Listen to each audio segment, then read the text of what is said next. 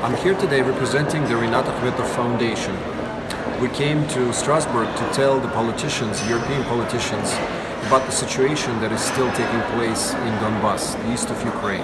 This is the region that is affected by the conflict, which started in 2014.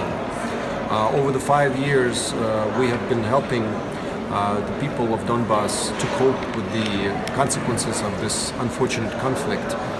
And unfortunately, these people are still residing in such conditions that should not be present in Europe in 2019. The aim of our presence here and at the similar events is twofold.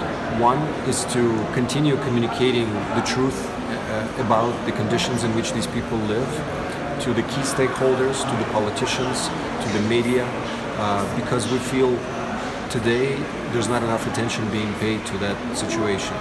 Second part of the reason is to give these people a voice. Many of them say to us when we interact with them during our work that they feel left out, they feel abandoned, they feel like no one cares about them, when it's not true. So many of them have expressed to us gratitude and appreciation once they've realized that we are communicating on their behalf and that we are bringing their truth to the audiences. So for this event, we came with two elements, actually three. One is the exhibition of the photographs that are illustrating the life of these people.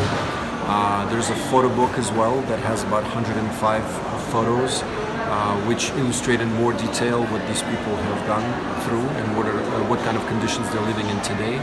The book consists of 11 protagonists, and each story is quite different. Some of them are elderly, some of them are kids that have lost their parents, some of them are families that have been separated.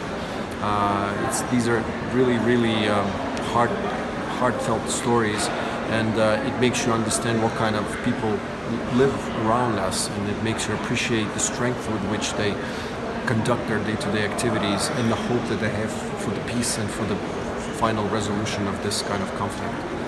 And then the final thing that we started filming the video interviews in order to allow people to speak the truth, to share their intimate details about how the war affected their lives.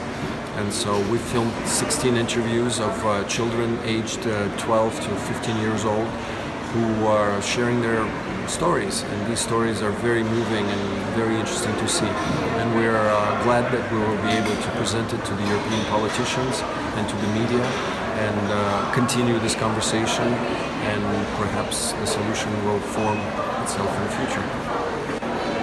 So since the beginning of 2014, when the conflict started, the Rinat Akhmetov Foundation has been working tirelessly to help people deal with the consequences of the war.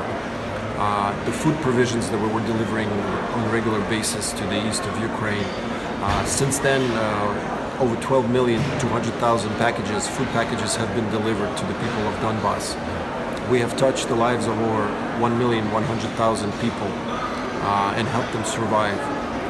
According to sociological studies that have been conducted by some of the Ukrainian sociology research institutes, according to the statistics provided by the Kyiv International Institute of Sociology, over 85% of the residents of eastern Ukraine say that without the involvement of Rinat Akhmetov, their lives would be very difficult, and some of them may not have survived.